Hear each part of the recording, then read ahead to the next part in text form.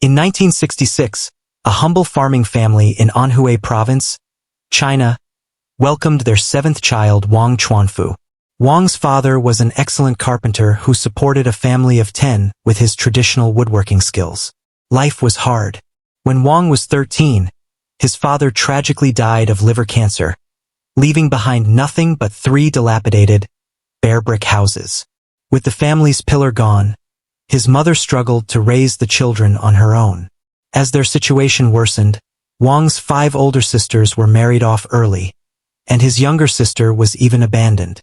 His 18-year-old brother, Wang Chuanfang, dropped out of school to support the family. But misfortune never comes alone. At 15, just as Wang was about to graduate from middle school, his mother suddenly passed away. Upon hearing the devastating news, Wang missed his last 2 exams, which cost him the opportunity to get into a vocational school. Back then, getting into vocational school meant a stable job at a state-owned enterprise. Wang Chuanfu's life began in darkness.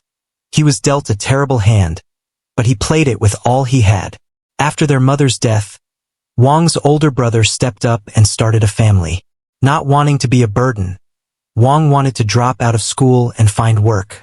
But his brother and sister-in-law scolded him fiercely, insisting that he focus on his education and not worry about anything else. With their support, Wang wiped away his tears, packed his things, and went to the county high school.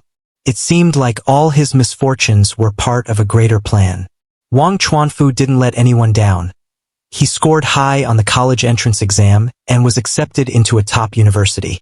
He was 17 when he truly changed his destiny through knowledge, becoming a student at Central South University. During his college years, his brother moved the whole family to live near the school to take care of him. In 1987, Wang was recommended for graduate study at the Beijing General Research Institute for non-ferrous metals. Due to his outstanding achievements in battery research, he was promoted to deputy director of the institute at just 26 years old. At the time, Wang's dream was to become a scientist and pursue academic excellence. But a business trip to Shenzhen changed that. When he first arrived in Shenzhen, the wave of reform and opening up hit him like a whirlwind. He saw many people using Big Brother mobile phones, brick-sized devices that sold for up to $3,000. Yet the small nickel-cadmium battery inside cost $150 to $200. As someone who specialized in battery research, this discovery planted a seed in Wang's heart. In 1994, Japan abandoned its nickel-cadmium battery industry due to environmental concerns. For China, this policy shift was a major opportunity. Wang immediately suggested that his institute aggressively enter the nickel-cadmium battery field. But the rigid structure of 1990s state-owned enterprises left his proposal unheard. That's when Wang realized, if he didn't leave the system, he would miss his chance. But it wasn't an easy choice. His brother and sister-in-law had finally stabilized their lives, and his wife was newly pregnant. He was torn. After much deliberation, Wang made the bold decision to give up his iron rice bowl and start a business. He was 28. Starting a business wasn't easy. As a young man with no resources, getting funding was incredibly difficult. After several rejections, Wang turned to his cousin Liu Xiangyang, who had gone into business 2 years earlier and had made his first fortune. Liu generously lent him about $300,000, a loan that later earned Liu a spot among China's top 50 richest people. In 1995, a small workshop was established in a metallurgy compound in Buji, Shenzhen. That workshop would later become the world-renowned automaker BYD. In the early days, Wang Chuanfu poured his heart and soul into developing nickel-cadmium batteries. Using a mix of semi-automated and manual labor, he built a production line capable of making 4,000 batteries a day, giving BYD a huge cost advantage. By 1997, BYD had sold 150 million nickel-cadmium batteries, becoming the #1 producer in China and the 4th largest in the world. In 2000, Wang developed lithium batteries and their production lines, becoming a supplier for Motorola, Nokia, and TCL. With low prices and high quality, BYD quickly grew to become the world's 2nd largest supplier of mobile phone batteries, just behind Japan's Sanyo. In 2002, after 7 years of growth, BYD successfully went public in Hong Kong. Wang Chuanfu and Liu Xiangyang both made it into Forbes' top 50 richest people in mainland China. The following year, BYD continued its momentum and surpassed Sanyo, earning the title of World Battery King. Though his business was booming, Wang Chuanfu wasn't content with just dominating the battery industry. After much deliberation, BYD decided to enter the automotive sector.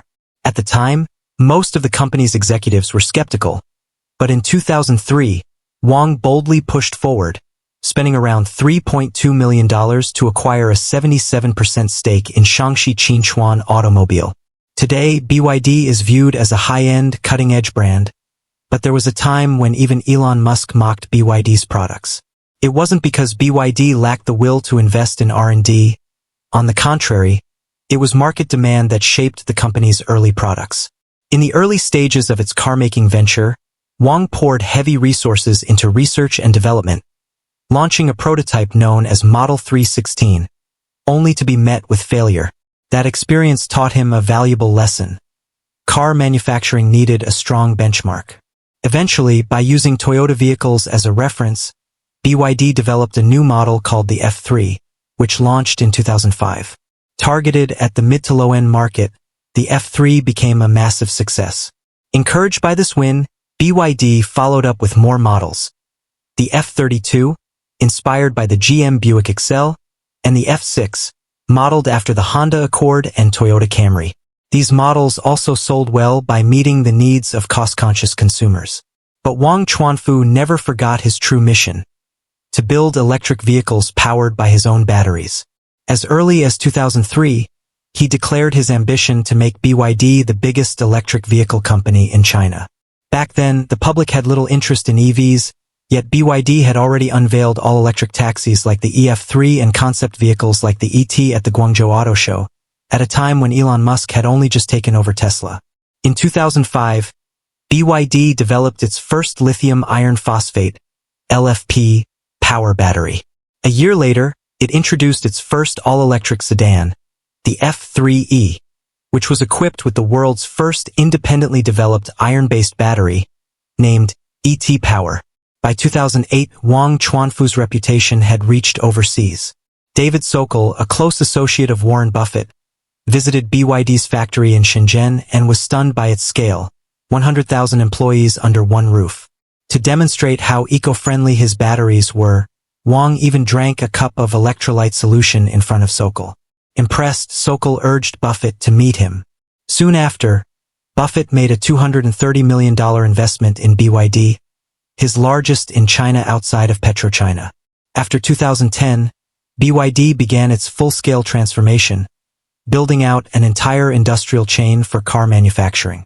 In the battery sector, new competitors emerged: China's CATL, Korea's SDI and LG, and Japan's Panasonic. But BYD's strength wasn't just in batteries. It mastered the entire three-electric system: battery, electric motor, and electronic control, making it China's first automaker to independently develop all three core EV technologies. In 2019, BYD spun off its battery division into the FinDreams subsidiary, shifting from internal supply to external sales. The next year, it unveiled its revolutionary Blade battery, which became the world's safest EV battery. In 2022, BYD officially ceased production of traditional gas-powered vehicles and fully transitioned to new energy vehicles, NEVs. That same year, BYD exploded in growth. It surpassed Tesla with 1.85 million NEV units sold, becoming the global sales leader. In terms of total EV battery capacity, BYD also surged past Japan's Panasonic and caught up to Korea's LG, securing the number 2 spot globally. By 2023, Wang Chuanfu was named one of China's most influential business leaders and recognized as a pioneer in Chinese manufacturing. Musk's past mockery meant little to him. Through his incredible journey, Wang Chuanfu has shown us one thing: never underestimate the courage in someone's heart. As long as the spark of hope remains, we should be willing to take the leap.